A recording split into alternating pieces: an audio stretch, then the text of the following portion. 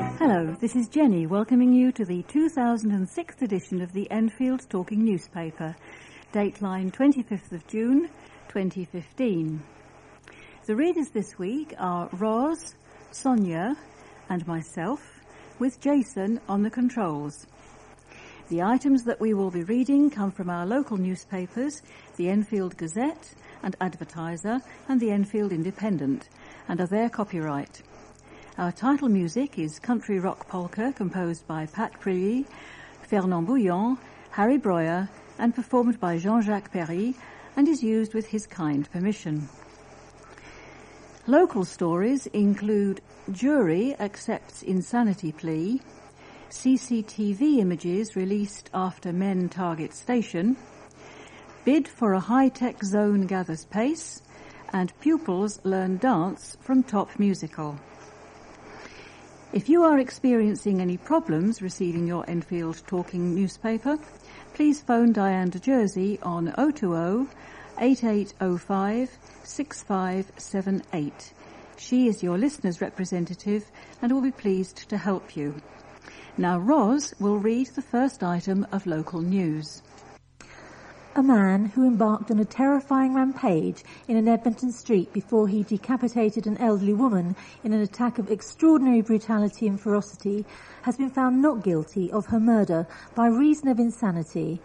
Nicholas Salvador, 25, of Gilder Avenue, Pont-des-Aisnes, stabbed and beheaded 82-year-old great-grandmother Palmyra Silva in the garden of her home in Nightingale Road on September the 4th, 2014.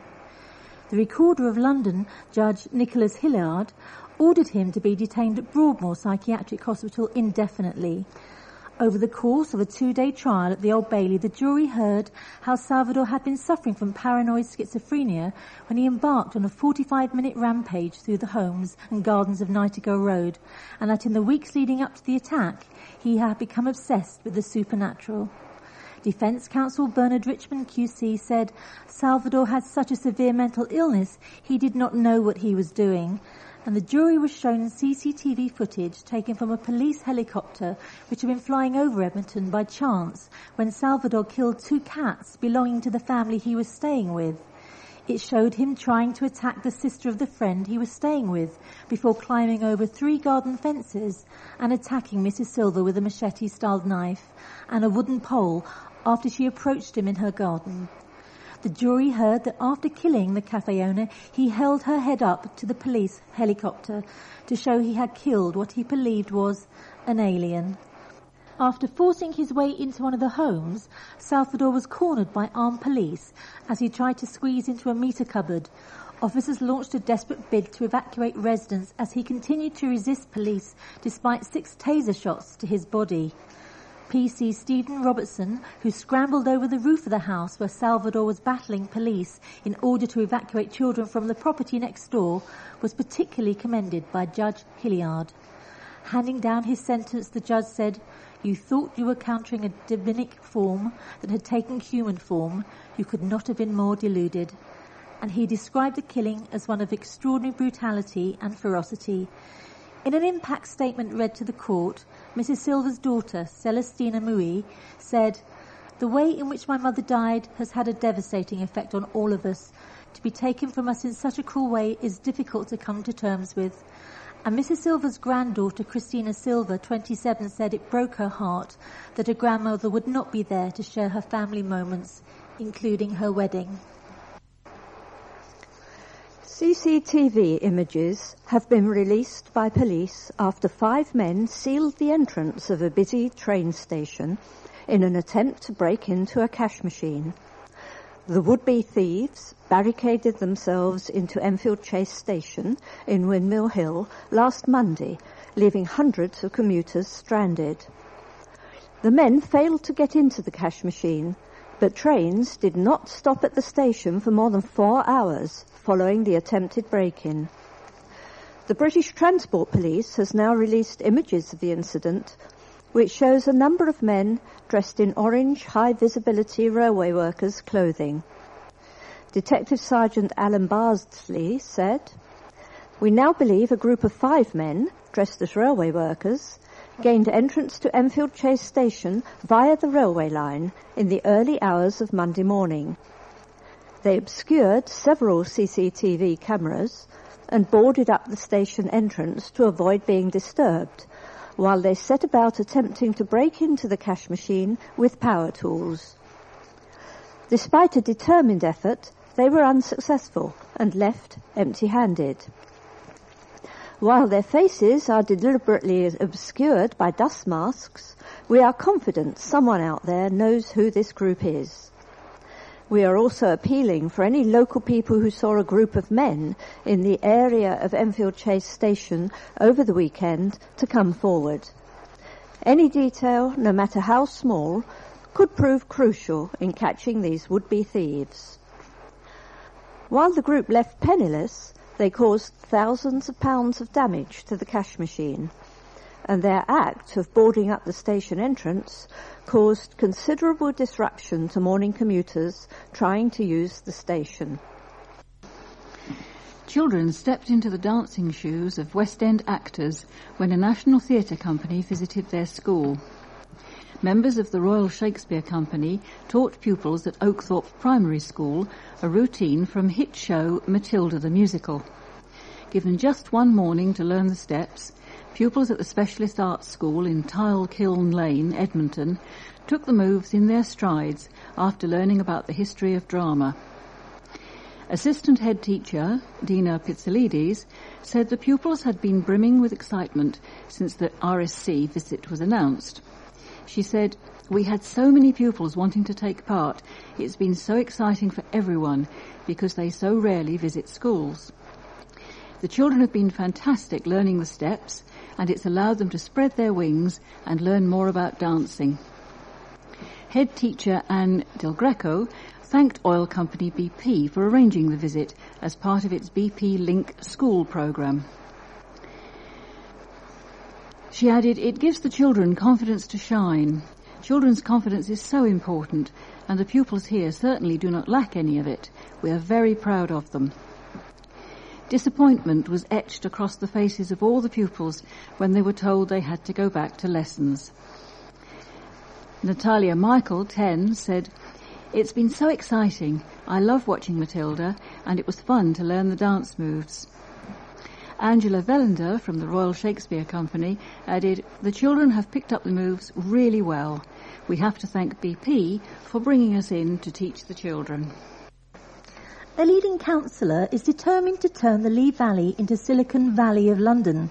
Alan Sitkin, Cabinet Member for Economic Regeneration, is launching a bid to try and secure grant funding for a series of initiatives aimed at helping entrepreneurs develop their own apps and software and start-up companies that he believes could go some way to replacing the formerly heavy industry in the cost of the borough as the main source of employment. Speaking to the Advertiser, as the team he has gathered to support the idea begins the process of applying, Mr. Sitkin said that launching a number of classes geared towards coding for beginners could launch a microeconomy in Enfield. There has already been some work done in schools with teaching coding, but we want to take that one step further and translate people's ideas for apps and software programs into economic growth, he said.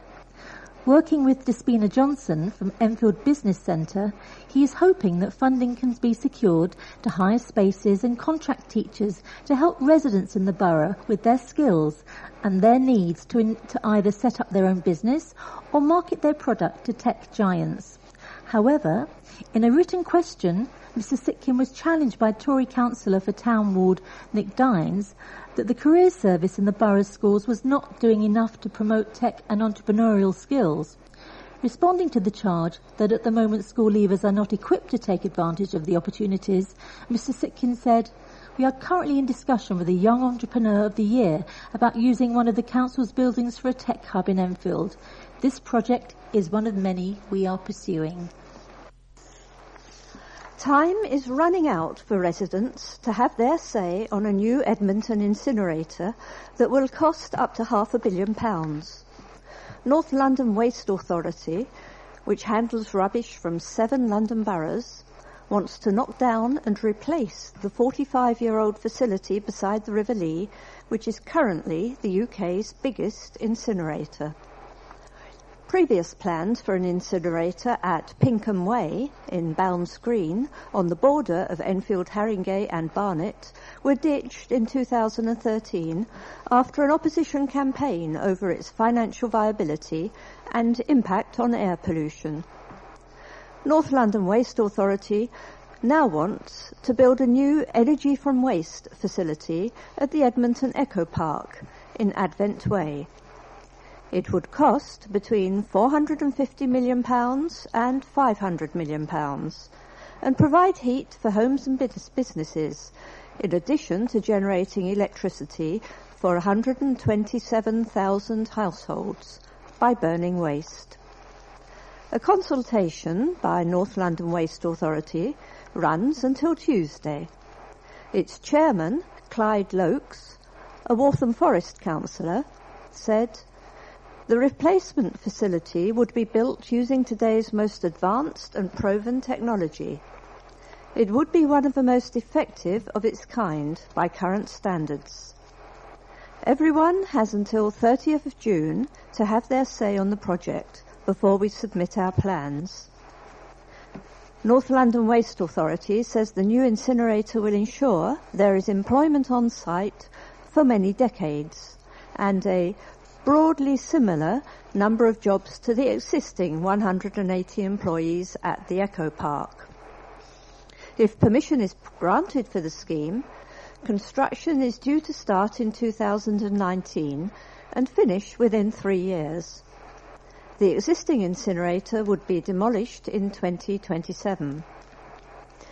Chipping Barnet MP Theresa Villiers, who had been involved in the campaign to stop the Pinkham Way incinerator, visited the site in Edmonton this month and gave the proposed scheme her backing.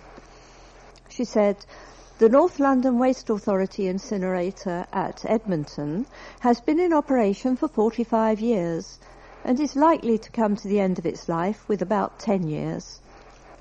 The debate about how to replace the Edmonton incinerator has been underway for some years. I campaigned strongly against that replacement to include waste processing at Pinkham Way because of the negative impact on residents," added Mrs. Villiers. "If the new facility at Edmonton gets the go-ahead, I believe North London Waste Authority are highly unlikely to revive their Pinkham Way proposals." The incinerator planned for the Edmonton site will generate electricity from the burning of waste, whereas the Pinkham Way plans involved building an incinerator that would make fuel from the burned waste. Anyone wishing to have their say on the plans for a new incinerator can log on to www.northlondonheatandpower.london. North London Heat and Power is all one word. Members of 3 churches attended the largest ever event to lobby MPs about climate change. Worshippers from 3 Enfield parishes, including St Monica's Roman Catholic Church in Stonard Road, Palmer's Green, Christ the King Roman Catholic Church in Bramley Road, Cockfosters, and Our Lady and St George Roman Catholic Church in Walthamstow, travelled to Westminster to take part in the Speak Up for the Love Of gathering. People in every constituency in the region had written to candidates from May's general election asking them to make the changing climate a priority. Last week, Pope Francis released an encyclical, a letter to people worldwide, calling on everyone to take better care of the environment and the planet.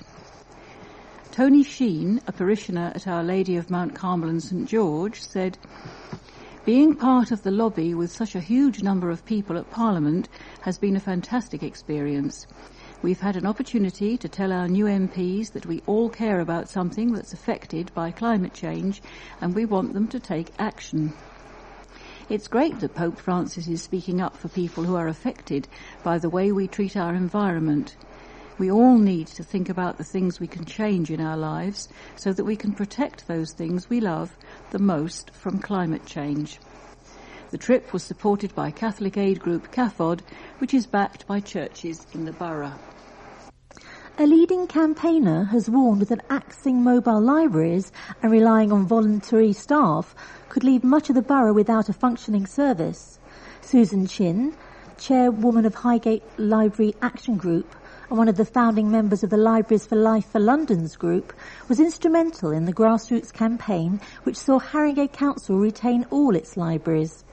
With Enfield Council's cabinet giving the go-ahead to a plan for only 4 fully staffed libraries in the borough and the axed mobile library to be replaced by a volunteer-led delivery service, Ms Chin warned that the changes would hit those most in need hardest.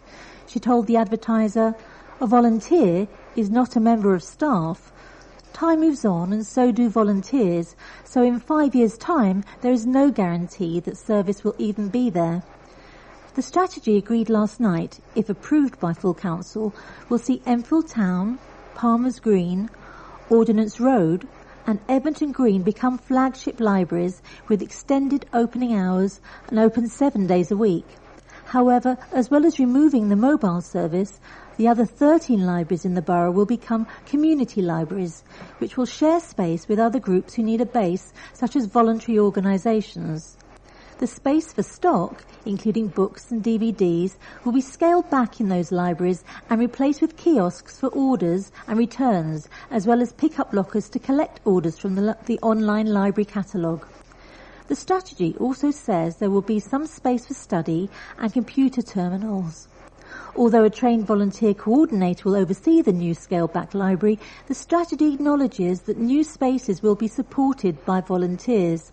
Ms Chin warned that the changes would have the biggest impact on the most vulnerable members of society, adding, "Libraries form part of children and young people's education, as well as giving people a sense of belonging in their communities."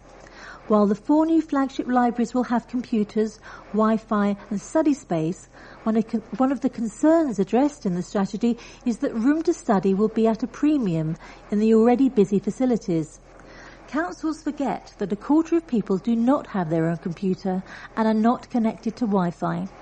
Libraries are the only free places they can do things like job applications and the myriad of other things in modern life that you need a computer for. This could leave people effectively cut off from society.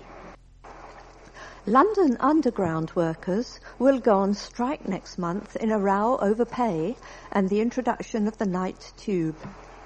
Members of the ASLEF union, which represents around 80% of all tube drivers, will go on a 24-hour strike from 9:30 p.m. on July the 8th.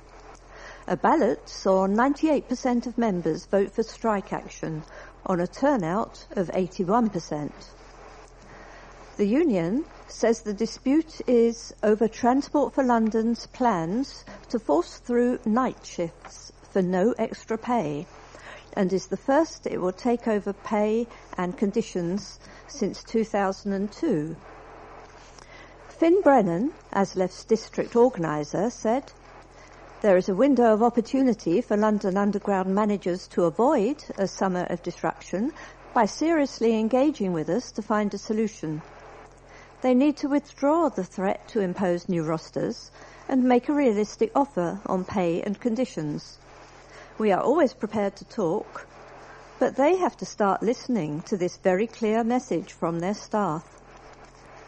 Our members are entitled to a family life and to some sort of work-life balance. We aren't opposed to all-night services, but we want them introduced in a fair and sensible way which rewards staff for their hard work and the contribution they make to the success of the London Underground." The other 3 trade unions on London Underground, the RMT, TSSA and Unite, are currently balloting for strike action with results due on June the 30th.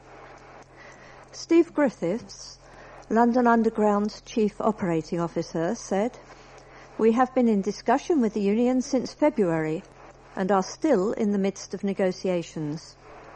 We recognise the hard and valuable work of our staff and want to give them a pay rise this year and next. We also want to minimise the impact of the night tube on our people and compensate those it will affect most. But pay levels for our staff are already fair, and any increase must be sustainable. Londoners and businesses overwhelmingly back the night tube, and trying to block something that will transform our city and create more jobs is short-sighted. We encourage ASLEF to make themselves available to continue our talks at ACAS. What does a record-breaking athlete do when they retire? Become a singer, of course. So follow your dreams but have a plan B was the message from former British 1,000-metre record holder Jo Mersch when she visited a Southgate school. The former Olympian told her life story to pupils at De Bowen Primary School in Green Road, Southgate, to inspire them to pursue their aspirations but also have a backup plan. Visiting as part of the Be the Best You Can Be scheme, Mersch told the pupils there'd been many times in her athletic career when she didn't think she could go on due to injury or other setbacks, but she persevered and made her dreams come true. After competing at the Olympics in Athens in 2004 and retiring, she started to pursue her ambition of being a singer-songwriter and is soon to release her first single. Helen Pearson, head teacher at De Bowen, said, "I was determined that our school would be one of the schools to undertake the Be the Best You Can Be programme. The inspiration offered by high achievers in the sports world, which includes Olympians and Paralympians who strive to achieve their dreams, is incredibly powerful and can really reach out and engage our young people. I am pleased to welcome Jo Mersch to launch the programme, and the teachers and I look forward to delivering this exciting and transformational programme." 30 years of terrific trail running in Trent Park have been toasted. The 30th annual Terrific Trail saw 500 runners take to their trainers and the footpaths of the 413-acre country park on Sunday. The 10K race has grown in popularity over the years and is famed for the variety of its terrain, stunning views, as well as its goodie bag. Trent Park Running Club organises Terrific Trail each year, and Chairman Andrew Ryde told the Advertiser, "It is a special race this year, as it's our 30th, and we had more than 500 runners and 80 in the junior race.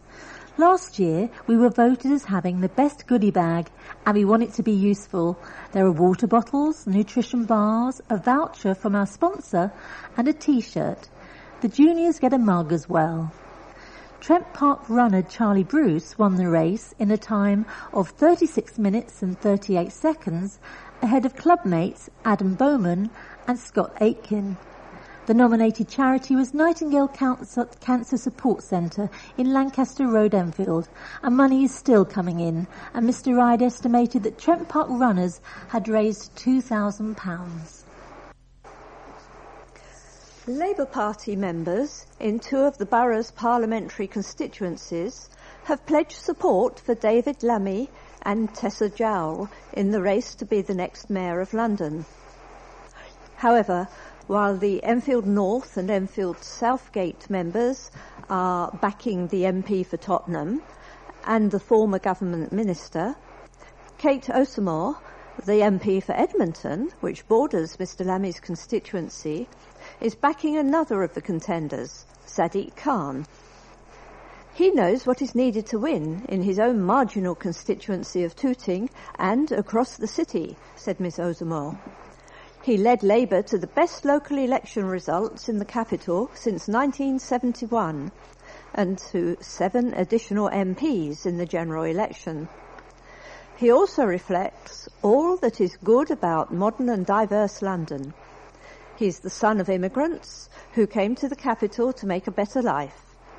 He grew up on a council estate and went to university before building a successful career as a lawyer and running his own firm. On the Conservative side, former MP for Enfield North, Nick Dubois, has been appointed chairman of Zach Goldsmith's campaign to be the Tory candidate in the election for mayor next year. Writing on the Conservative Home blog, Mr. Dubois said, with Zach Goldsmith formally declaring his candidacy with the backing of his constituents, we now have the best opportunity to ensure that, as Zach put it, London works for Londoners. 4 tube stations in the borough will open all night long at weekends from September. The Piccadilly line will be one of 5 underground lines to benefit from 24-hour services on Friday and Saturday nights, with Arnos Grove, Southgate, Oakwood and Cockfosters all set to benefit. A new Transport for London night map was published this week and confirmed that services would run on the Piccadilly line every 10 minutes between Cockfosters and Heathrow Terminal 5. At present, the last tube service into central London from Cockfosters leaves at 11:54 p.m. and the last train arrives at 1:14 a.m. A night bus journey from King's Cross to Cockfosters typically takes 54 minutes, while a tube journey is 31 minutes. As well as journey times, TfL claims the new service will boost the economy by about £360 million and support 2,000 permanent jobs. The move was prompted by soaring numbers of people using public transport on Friday and Saturday nights, with almost a 3-fold increase in night bus passengers over the past 15 years. British Transport Police says it will add an extra 100 officers to patrol stations. Fares will be no different to daytime services. Commuters have called for leaking sewage water at a train station to be cleaned up. People taking the train from Palmer's Green Station in Alderman's Hill are forced to breathe in the foul-smelling fumes as they take the stairs leading to the platforms. Hundreds of people use the Go Via Run line, which goes between the Hertford North and Moorgate and passes through several stations in the borough. James Violaris, who commutes out of London from Palmer's Green, says the problem is a major health and safety issue. He added, "It is disgusting. This has been happening for at least 2 months and the smell is horrendous. How it has been left in such a mess, I do not know." A spokeswoman for Go Via said, "The sewage is actually water waste and we are working with our maintenance staff and Network Rail to solve the problem. We apologise for the inconvenience this has caused to commuters using our line." Millfield Theatre Street, Edmonton, has Bugsy Malone. You're never too old to act like a kid, and local theatre company SMP present this tale of Dandy Dan and Fat Sam fighting it out with splurge guns, performed by a cast of adults. Based on the hit 1976 film, it features fabulous dancing, great gags, unforgettable characters, and famous songs such as My Name is Tallulah and So You Want to Be a Boxer. This is on until 27th of June. You can phone 020 8807 6680. We have now reached the end of side 1 of this tape. Please stop your machine now, take out the cassette, turn it over, and start side 2.